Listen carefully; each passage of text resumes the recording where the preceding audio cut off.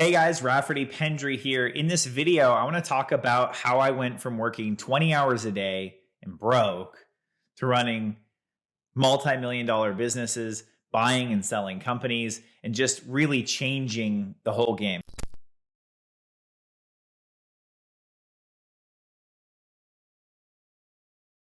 So first off, when I say I was working 20 hours a day and broke, I mean, I was working 20 hours a day and broke. Like I actually was falling asleep on my computer keyboard, waking up with lines on my head way too often. I actually used to bring my laptop on dates. It was so bad. My laptop was sometimes on the table during the date. I realized that this was not a way to go. This was not working. I had even gotten a doctor's checkup. I gained over 100 pounds in a very short period of time. And they had said, you have such high blood pressure. We're actually surprised. We're shocked you're not in the hospital. Like it was that bad. I was drinking energy drinks like several times a day. I was eating dessert for breakfast, lunch, and dinner. It was bad.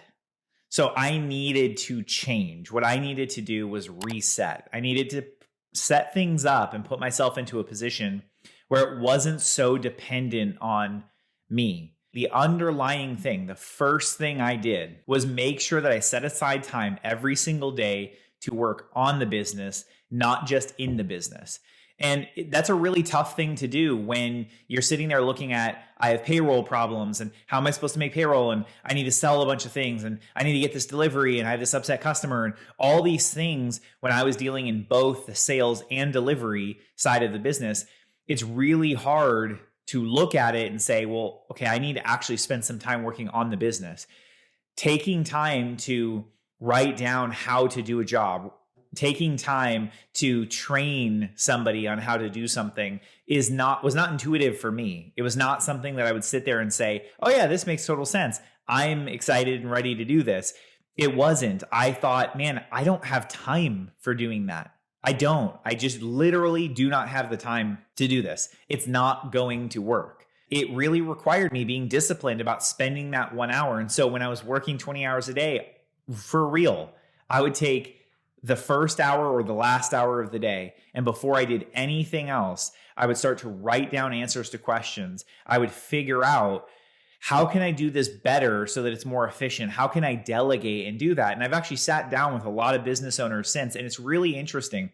Many times in small and mid-sized companies, the owners will be hanging on to hats that take many, many, many hours to do and are actually low value, meaning you can actually hire somebody for a pretty small number of dollars per hour to do that hat, but you take it on yourself and keep doing it. All I did was to start to figure out what was something I could get somebody else to do. And there's a whole other video that I'll do on the separation. How do you actually set yourself up to afford to hire your first person? If that's your situation, there's actually another video coming on that. The key is I started with working on the business every single day, no matter what. Even if there's an emergency. And if you're an executive and you're not an owner and you have emergencies in your area all the time, you need to spend time every single day working on the business. It's an organizational thing, not just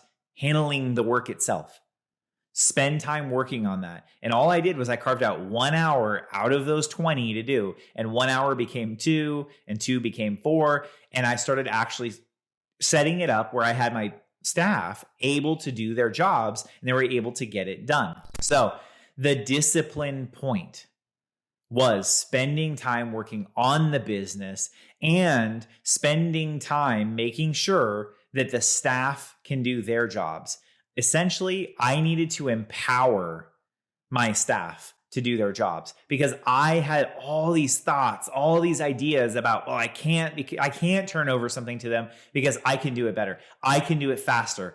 I can get an even better result for that customer. I'm the only one that can do that. And that thinking will never allow you to build a big business. There are no $1 billion and up businesses that are one guy. None. There are no multi-billion dollar companies that's one guy.